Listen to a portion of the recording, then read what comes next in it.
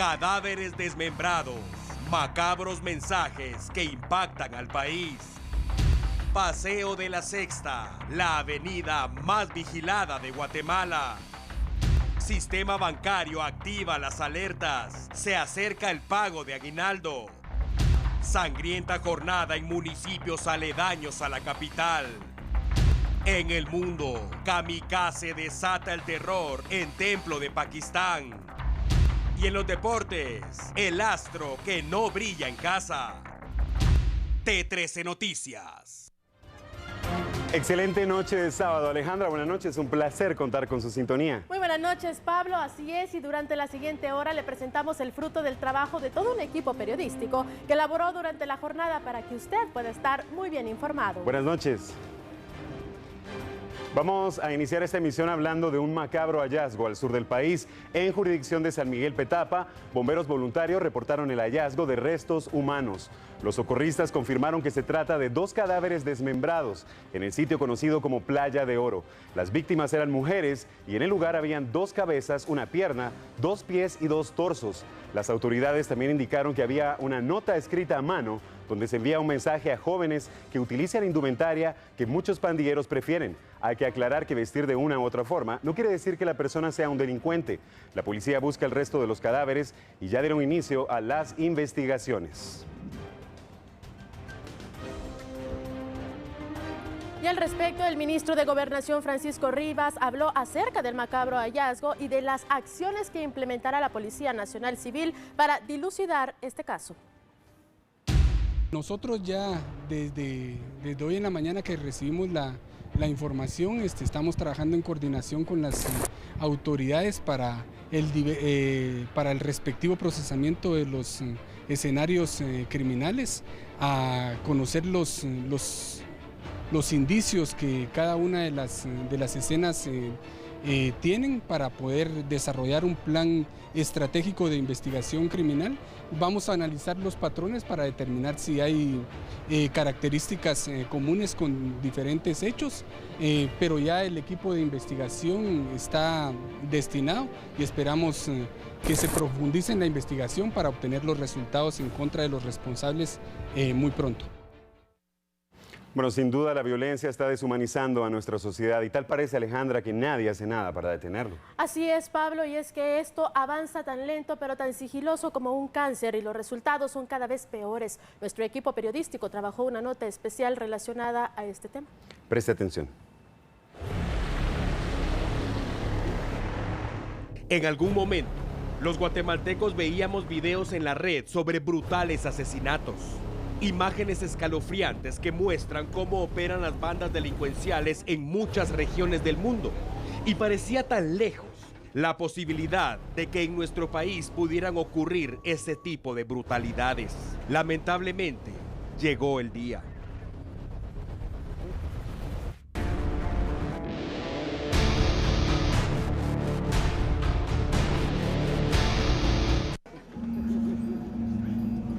La violencia es un cáncer que avanza sin piedad. Un asesinato era motivo de revuelo hace muchos años, pero poco a poco la sociedad guatemalteca se fue deshumanizando por la reincidencia criminal. Aquello que parecía tan impactante pasa también en Guatemala. Los delincuentes empezaron a operar cada vez con más saña. Ya no es suficiente matar.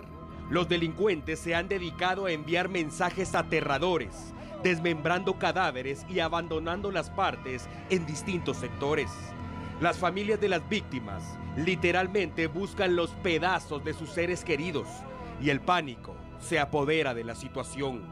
Las autoridades hacen lo que corresponde, pero definitivamente estamos hablando no solo de buscar delincuentes. Su trabajo es ubicar a personas con evidentes trastornos mentales. Se necesita ser despiadado para tomar un machete o una sierra, partir cadáveres y volver a casa como un día cualquiera. Este tipo de acciones no discrimina. Las víctimas son hombres o mujeres, aunque el sector femenino definitivamente ha sido el más castigado de esa forma. Hay que entender que quien da la orden es igual o peor de desequilibrado que quien ejecuta la acción, y tampoco podemos olvidar la sangre fría del encargado de abandonar las partes. ¿Qué pasa en Guatemala? ¿A qué punto hemos llegado? ¿Qué hace falta para erradicar de raíz ese tipo de barbaries? Ya no podemos seguir viviendo a merced de los delincuentes. Ya basta de tolerar el baño de sangre al que estamos siendo sometidos.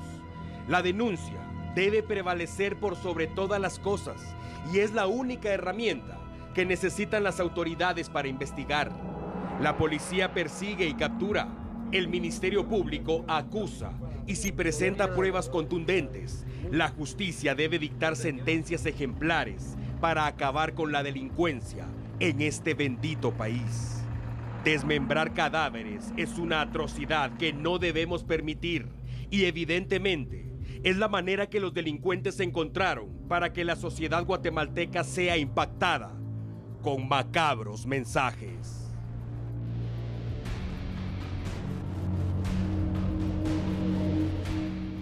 Lamentable la situación de violencia que se está viviendo en el país. Y ahora cambiamos el orden de la información y nos ubicamos al norte del territorio nacional porque tras las fuertes lluvias asociadas al frente frío que está afectando actualmente Guatemala, comunidades Cooperativa Las Flores, Cooperativa La Amistad y Comunidad Agricultores en el Chalpetén registraron inundaciones que afectaron a 69 familias este día. Delegados de la CONRED movilizaron asistencia humanitaria para atender a los afectados y abastecer de insumos y alimentos a las familias que reportaron pérdidas. Para lo que resta del mes de noviembre se espera el ingreso de 3 frentes fríos y no se descartan las lluvias. Se recomienda a la población tomar las debidas precauciones, abrigarse bien, especialmente a los niños y a las personas de la tercera edad.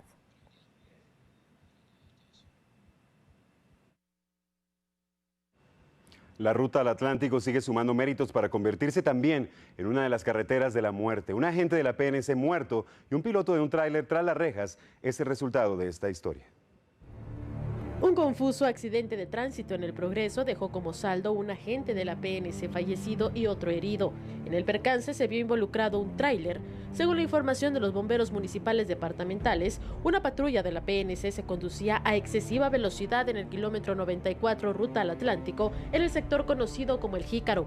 En el lugar quedó fallecido el agente Estrada de 35 años, mientras que su compañero Rubén Girón Pereira quedó gravemente herido.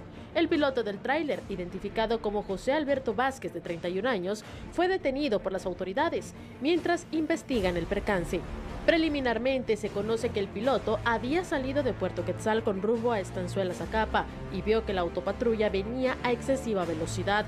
Sin embargo, otras versiones relatan que los agentes le marcaron el alto al transporte pesado y al no detenerse, iniciaron una persecución en la carretera, versión que deberá ser investigada.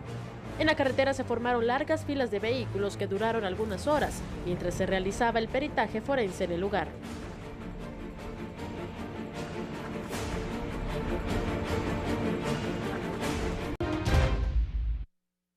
Estamos de regreso en T13 Noticias, muchas gracias por su sintonía. Iniciamos este bloque de noticias hablando del emblemático Paseo de la Sexta. El lugar se encuentra blindado y el temor de una nueva jornada violenta aún se respira.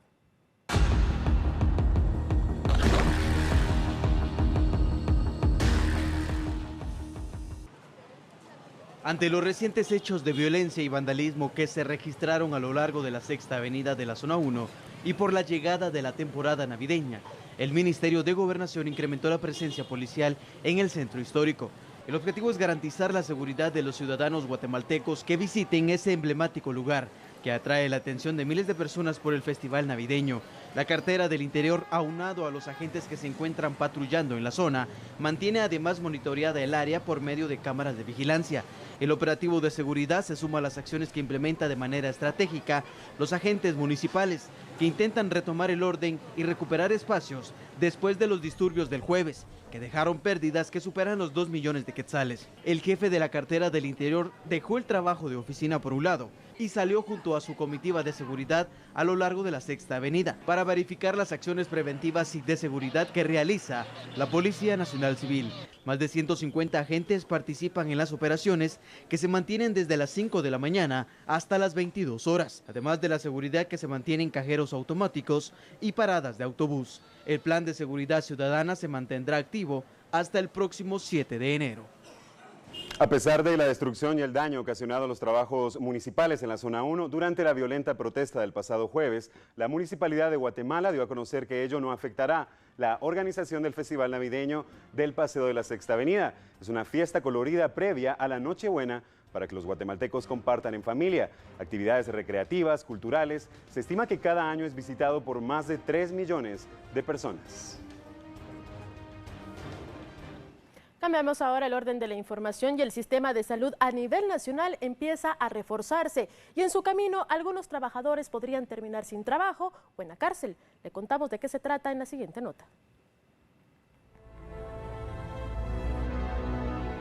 Además de la falta de medicinas y la mala atención, el Ministerio de Salud ha figurado en los últimos años por escándalos de corrupción. A raíz de esto fue instalada la Unidad Anticorrupción, donde se ha presentado una serie de denuncias, especialmente contra el personal de esa entidad, y todo apunta a que esta oficina estará dando resultados positivos próximamente. Hay algunos que tienen que ver con contrataciones y otros que tienen que ver con compras. Los casos que estamos documentando es uno es aquí y hay otros que son de áreas de salud. Lo que queremos precisamente es ver cuáles son aquellas áreas que se pueden fortalecer en algunos casos y sobre eso o tomar las decisiones de cambio. Porque sí, digamos, el abastecimiento de nuestras unidades ejecutoras no depende solamente de que los proveedores tengan el insumo y que por parte del Ministerio de Finanzas y el despacho del Ministerio de Salud se entregue el financiamiento, sino depende mucho de las capacidades de gestión que tienen estas unidades. La funcionaria recalcó que además de las denuncias presentadas contra el personal y los cambios que se harán dentro de la cartera, centros de salud y hospitales, también se estará evaluando el trabajo de los directores de hospitales y no se descarta destituciones. La limpieza de nuestro país es responsabilidad de todos y para evitar focos de contaminación debemos saber dónde tirar la basura. Lo invitamos a ver esta nota. Si usted es de los que considera que tirar la basura es un acto que no tiene consecuencias, está muy equivocado. Genera contaminación, principalmente en los ríos y lagos del país. Para minimizar el daño, el Ejército de Guatemala trabaja en la construcción de biobardas en el río Motagua, que permitirá contener toda la basura lanzada que ha recorrido todo el país, hasta desembocar en los ríos hondureños.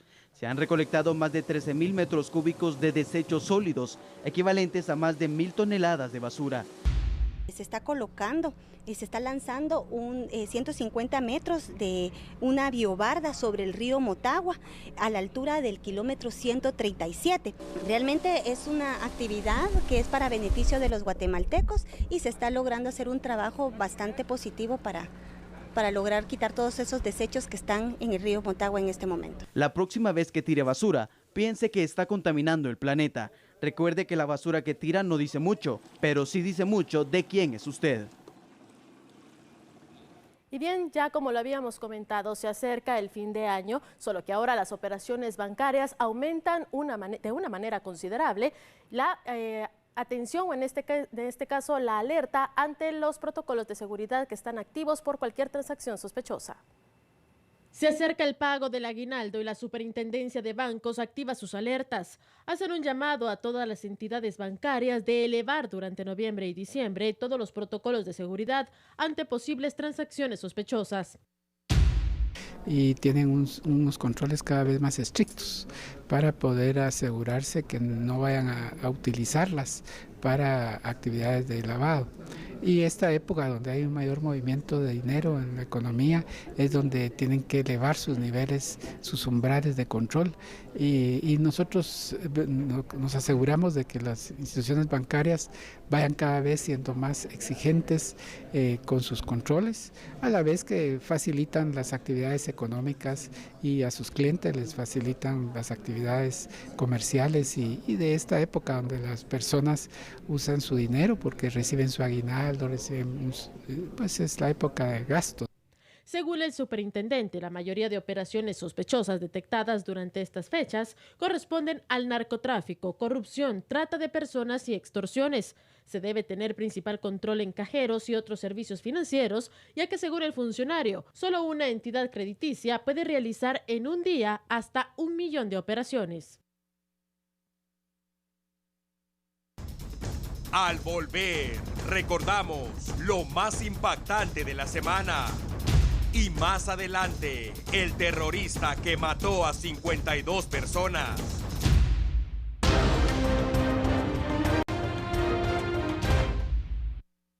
Muy bien, estamos de regreso y muchos de nuestros televidentes esperan con ansias nuestra emisión del sábado, Alejandra. Y es que, entre otras cosas, presentamos lo más impactante de la semana. Así es, Pablo, y justamente iniciamos la semana hablando acerca de las cifras más alarmantes de estos que se dan de los accidentes en la cinta asfáltica.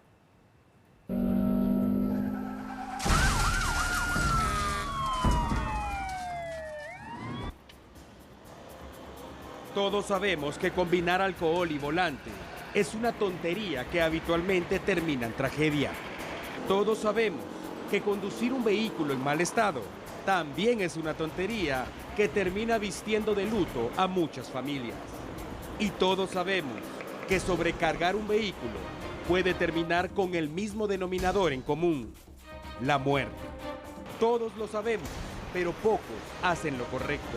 En Guatemala, la cifra de muertes por accidentes de tránsito es alarmante.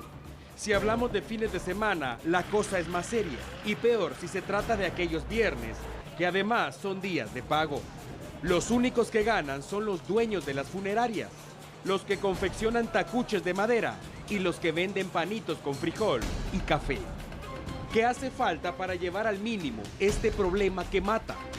Dos cosas: leyes rígidas y voluntad. Vamos con la primera. El pasado 27 de septiembre se aprobó la ley para el fortalecimiento de la seguridad vial y entró en vigencia hace pocas horas. Esta ley tiene como objetivo, entre otras cosas, regular la velocidad del transporte de pasajeros y de carga. Para que estemos claros todos, la situación es la siguiente. Los autobuses no pueden circular a más de 80 kilómetros por hora.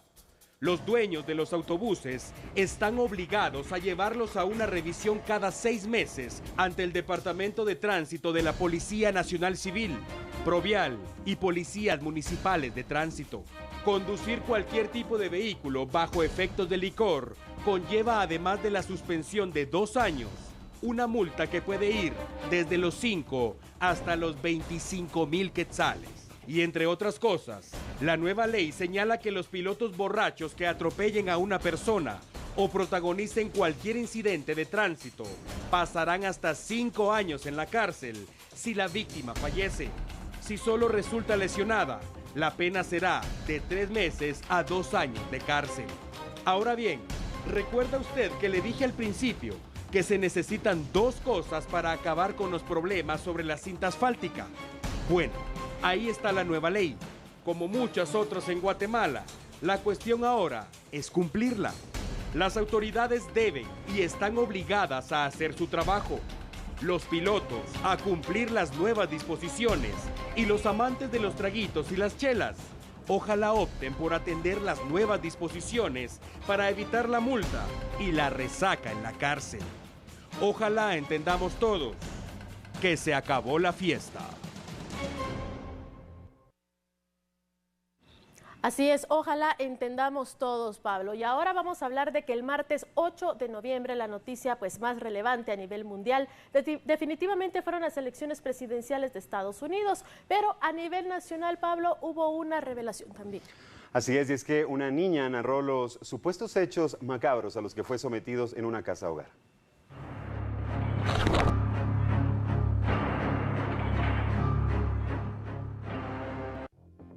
Escaparon del lugar donde supuestamente debían ser protegidas y amadas. El Hogar Virgen de la Asunción podría ser el sitio donde se cometen una serie de abusos inimaginables y escalofriantes que ponen en duda en qué lugar están mejor las víctimas que no pueden subsistir y que son rescatadas, en la calle o allí dentro. Después que las autoridades lograran dar con el paradero de varias adolescentes que lograron huir de ese lugar, presuntamente por malos tratos y abusos, logramos obtener el testimonio escalofriante de una de ellas.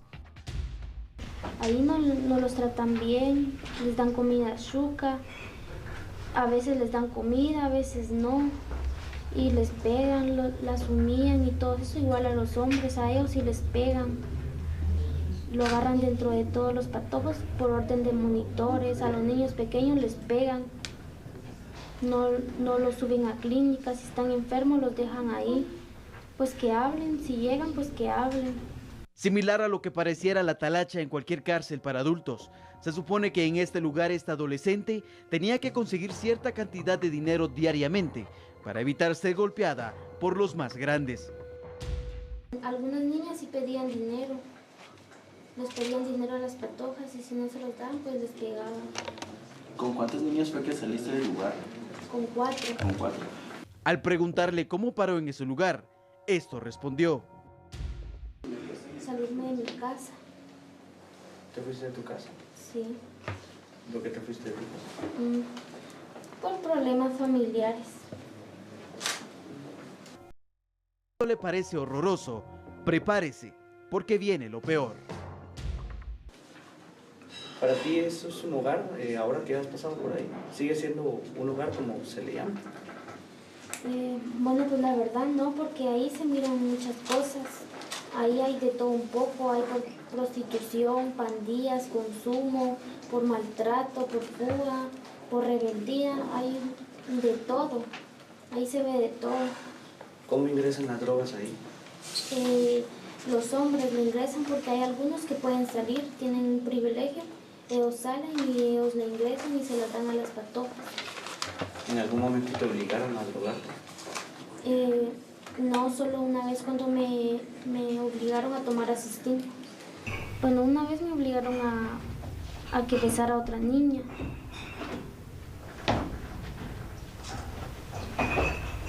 ¿De tu edad o más pequeña? Más pequeña. Como ya es parte de cada sábado y como muestra del sello característico de T13 Noticias, estamos recordando lo más impactante de la semana y cómo no hablar de lo ocurrido en el Paseo de la Sexta, Pablo. Así es, el pasado jueves una jornada trágica y lamentablemente el vandalismo fue el principal protagonista.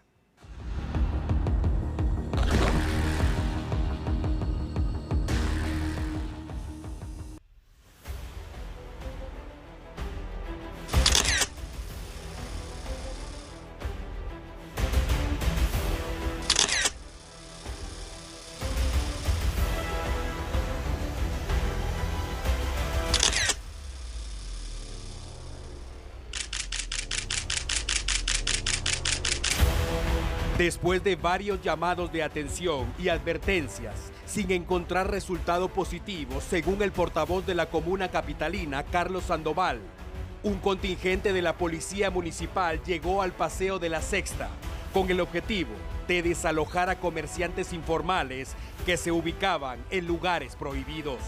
Como era de esperarse, los vendedores se negaron al desalojo y aunque al principio buscaban resguardar sus productos, más tarde arremetieron contra el contingente policial.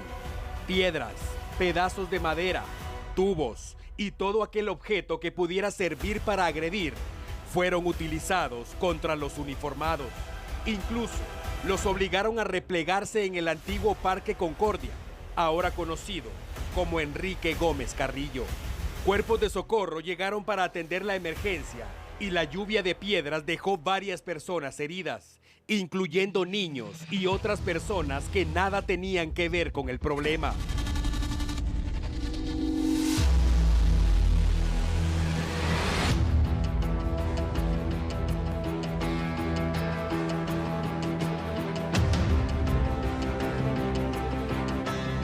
Para entonces, ya no se trataba de vendedores peleando por un lugar donde ganarse la vida. Eran vándalos que destruyeron todo a su paso. Semáforos, cámaras de vigilancia, jardines, vallas informativas sobre el centro histórico, piezas de arte y paradas de autobús. Se cubrieron el rostro, se armaron hasta con combustible y quemaron barreras plásticas. La anarquía se apoderó del Paseo de la Sexta esta tarde. Incluso arremetieron contra periodistas de distintos medios de comunicación y trataron de destruir unidades de señal satelital de la televisión guatemalteca. Ya no había marcha atrás. La Policía Nacional Civil se vio obligada a utilizar la fuerza pública con el objetivo de controlar el conflicto.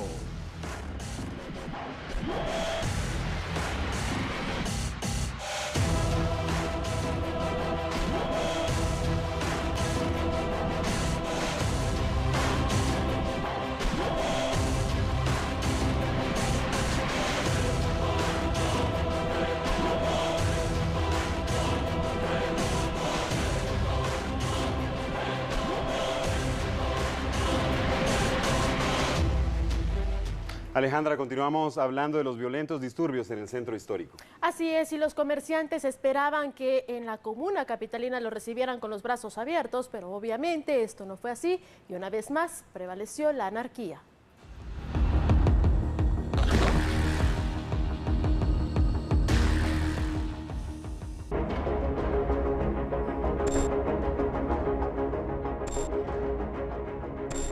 Tras no existir acuerdos por el desalojo de los vendedores informales, inició la batalla entre los vándalos y fuerzas del orden. Frente a la municipalidad destruyeron cajas de vidrio que adornaban una de las calles. La policía respondió y lanzó gases lacrimógenos para dispersarlos. No conformes, al menos 5 hombres con el rostro cubierto rompieron lámparas y cristales. Nuestras cámaras captaron el momento en que uno de los vándalos destruyó un locker de la parada del Transmetro y luego se dio a la fuga. En ese momento, la situación había salido de control. Más adelante, la policía detectó a los responsables y accionó contra ellos. Fueron capturadas 3 personas. El enfrentamiento dejó a más de 10 personas heridas, incluidos periodistas que fueron agredidos por este grupo vandálico. El efecto de los gases lacrimógenos provocó intoxicación y ello dio protagonismo a los bomberos, que auxiliaron a las víctimas. A las 17 horas, la situación fue controlada y los protestantes se dispersaron a lo largo de la zona 1.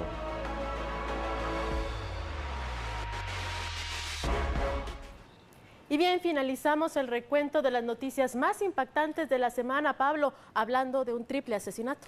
Así es, ocurrió en la zona 11 capitalina y las autoridades buscan a los responsables.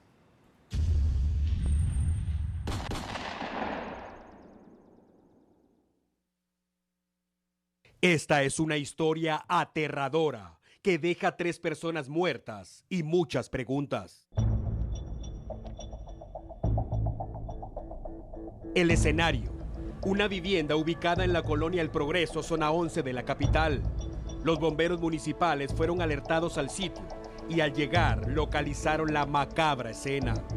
Las víctimas mortales: Rubdel Arcadio Martínez, de 64 años, César Augusto Quesada Galeno, de 56, y su esposa, María de la Paz, de 50. Según los socorristas, todos presentan señales de extrema violencia. Los esposos incluso estaban atados de pies y manos, por lo que no se descarta que antes de asesinarlos, fueron torturados. Los familiares de la pareja indicaron que los habían reportado como desaparecidos desde hace 2 días, y las primeras líneas de investigación señalan que los responsables del triple crimen además pudieron haberse llevado una fuerte suma de dinero, tomando en cuenta que Rubdel Martínez era un prestamista originario de Escuintla. Las autoridades han iniciado las investigaciones y han circulado muchas especulaciones respecto a este triple crimen.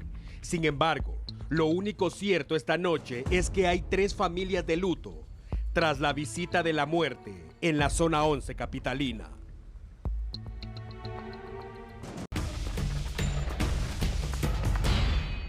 Estamos de regreso y nuestro compañero Juan Pablo Garrido le está dando cobertura a lo que ocurre durante el paso de la procesión de San José en el centro histórico. Así que, Juan Pablo, adelante con este reporte. Muy buenas noches.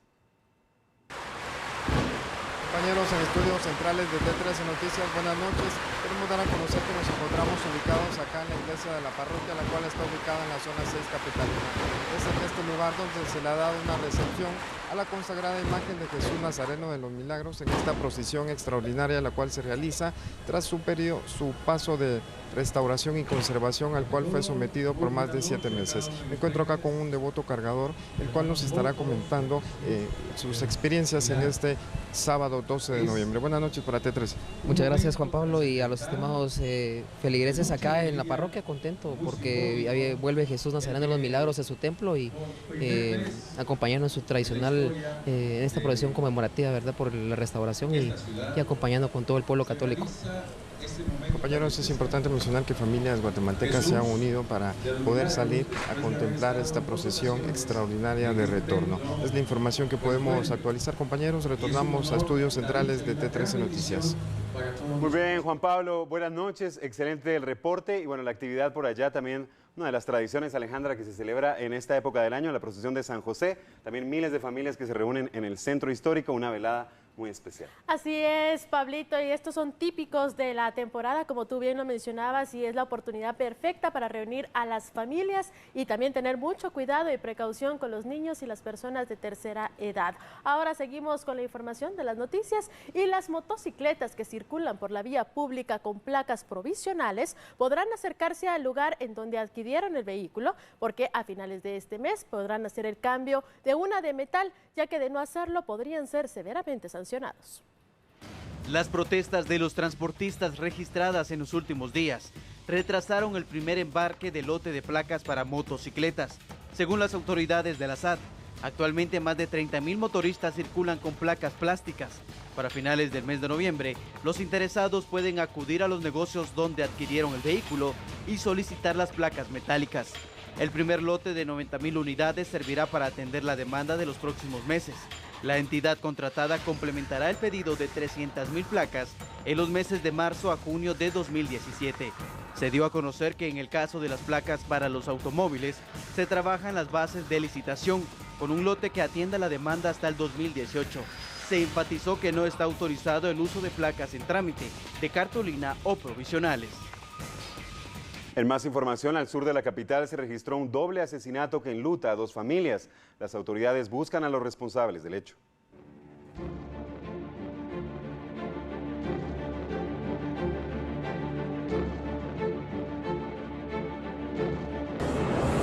Un hombre y un adolescente fueron brutalmente asesinados mientras conversaban esta mañana en un sector de la colonia El Rosario, aldea Boca del Monte, Villa Canales.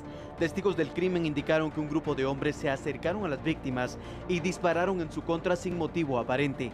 Los socorristas del Casco Negro fueron alertados de lo ocurrido, pero las víctimas murieron de manera instantánea. Fueron identificados como Alex Manolo Aguilar, de 17 años, y Armando Mejía Medina, de 20. Ambos, según los vecinos, tenían poco tiempo de haberse mudado a esta zona y desconocen si anteriormente habían sido amenazados. Las autoridades encontraron 15 casquillos de bala. Todos impactaron contra las víctimas en zonas como el tórax y cabeza. El Ministerio Público abrió una investigación y buscan a los responsables.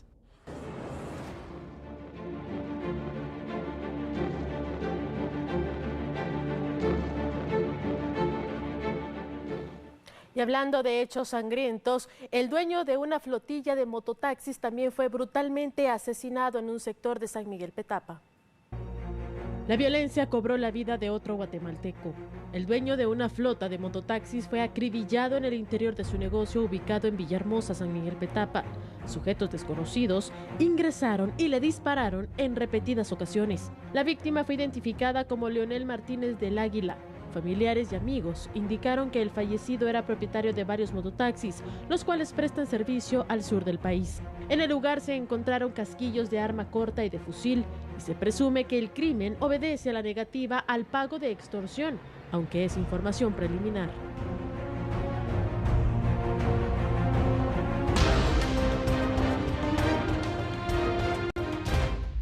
Estamos de regreso, Alejandra, y vamos a finalizar esta emisión hablando de los estudiantes de la Escuela de Ciencias de la Comunicación de la Universidad de San Carlos de Guatemala. Así es, Pablo, y es que es un grupo de alumnos que realizó un trabajo de campo para saber acerca de las necesidades que enfrenta el sistema de salud. Estudiantes del 10º semestre de la Escuela de Ciencias de la Comunicación de la Universidad de San Carlos de Guatemala realizaron una actividad llamada Salud Preventiva. Investigaron en 13 comunidades las principales necesidades salubristas y además de la falta de medicinas, destacaron la poca información para evitar la contaminación. Pues en esta ocasión en la Escuela de Ciencias de la Comunicación se llevó a cabo un proyecto de seminario. Fueron 13 las regiones que se visitaron por parte de los diferentes grupos. Los temas específicos fueron la salud preventiva, los cuales se tomaron desde el punto de partida para que diputados al Congreso de la República, que fueron invitados en esta ocasión, puedan conocer cuáles son las carencias, las falencias que se tienen en estos lugares, y de esa cuenta pues promover algunas iniciativas, y también se presentaron algunas propuestas a fin de conocer qué es lo que se debe de hacer y cuáles son las necesidades que más se deben de priorizar en estos sectores. ¿Cuáles podemos destacar de acuerdo a lo que han presentado estos aliados? En este caso, el primer nivel de atención en salud, la cual pues nos pudimos percatar varios de los grupos que no existe un centro de salud cercano, no se tienen algunos insumos, por lo cual pues ese sería uno de los puntos importantes. También el fortalecer la salud preventiva, vieron varios mecanismos, varias propuestas, las cuales pues serán promovidas por los mismos parlamentarios. Los catedráticos de esa casa de estudios se mostraron satisfechos porque incluso algunos congresistas se interesaron en atender las recomendaciones de los estudiantes al finalizar el trabajo de investigación. No nos resta más que agradecerles por acompañarnos durante esta hora de noticias y también durante toda la semana. Regresaremos el lunes, Alejandra, primero de eso. Así es, Pablo, en punto de las 21 horas. Muchísimas gracias por su preferencia y sintonía. Será hasta el día lunes. Que tenga un excelente fin de semana. Buenas noches, que descanse.